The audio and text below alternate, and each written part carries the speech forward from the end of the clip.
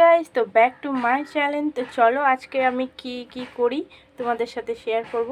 তো আজকে করব চিকেন। তো আমি চিকেন অনেকেই করে, কিন্তু কিভাবে করে সেটা ওনারাই জানে, কিন্তু আমি কিভাবে করব তাই তোমাদের সাথে শেয়ার করব। তো চলো দেখতে থাকো, ভিডিওটাকে স্কিপ না করে।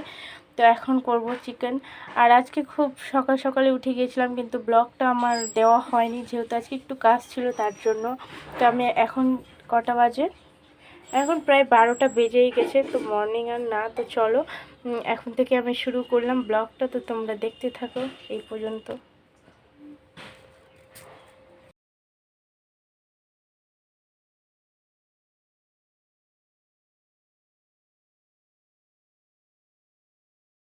এখানে আমি মাংসগুলোকে চিকেনগুলোকে ধুয়ে নিয়ে চলে এসেছি।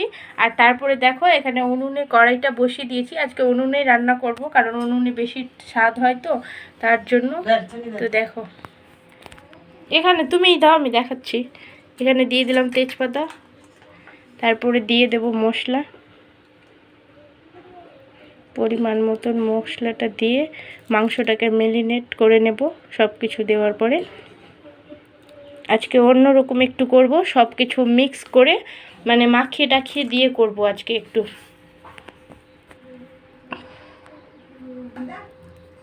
এখানে দিয়ে দিলাম পরিমাণ মতন হলুদ গুঁড়ো, তারপরে দিয়ে দেব পরিমাণ মতন লবণ গুঁড়ো,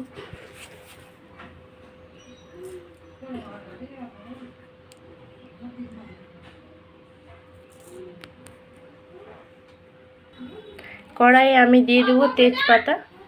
কড়াইটা গরম হয়নি তার জন্য তেজপাতাটা ফুটছে না। এখানে দিয়ে দিচ্ছি পেঁয়াজ আর রসুন পরিমাণ মতন, সব কিছু একসাথে মাখবো।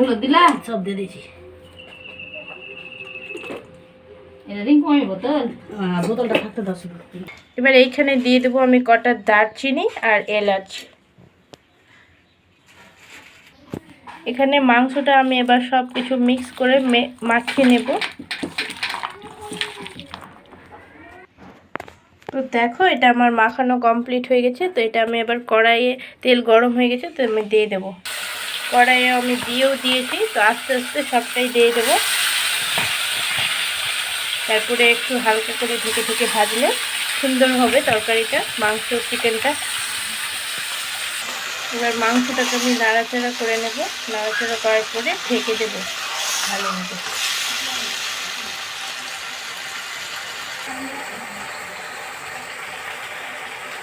মাংসটা দেখো সিদ্ধ হয়ে এসেছে। কয়েকটা আমি চিড়ে লঙ্কা দিয়ে দিচ্ছি, গোটা গোটা চিড়াই আছে।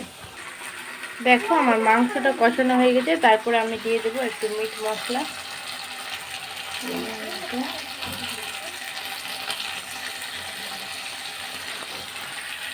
মিট মশলাটা দিয়ে দিয়েছি, এবার আমি লাল করে ভাজি একটু।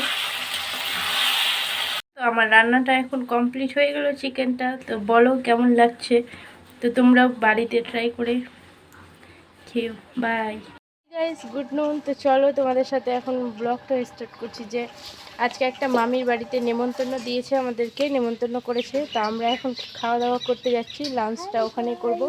এটা হচ্ছে আমার বোন, মামার মেয়ে। এখানে পাঁপড় আর পাটের শাক ভাজা, সবজি।